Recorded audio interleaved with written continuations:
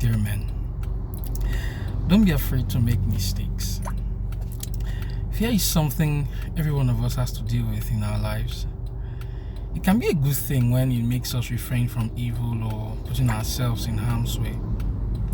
But the other extreme of fear is when it stands in the way of we doing anything meaningful with our lives.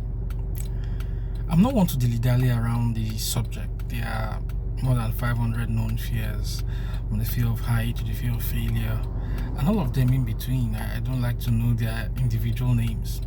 I'm a strong advocate for, and I have scriptures to prove, bundling them up together and telling them, God has not given me a spirit of fear.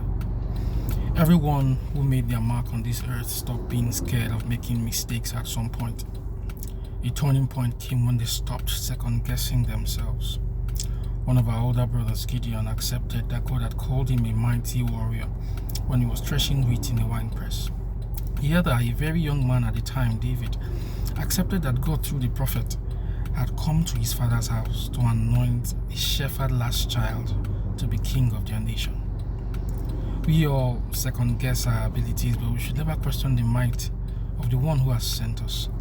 More so when we see seeming mistakes be part of his plan. We have watched a seeming mistaken exposure of the dream of a first-generation Israelite become the catapult to his Egyptian prime minister destiny. Aside the sinless one, Jesus, all other men make mistakes. They have moments they might not have been very proud of the decision they took, but they learned from them. Past and future mistakes, you're more than them. Till you read from me next week, think on these things. Jack Sobey, God's man.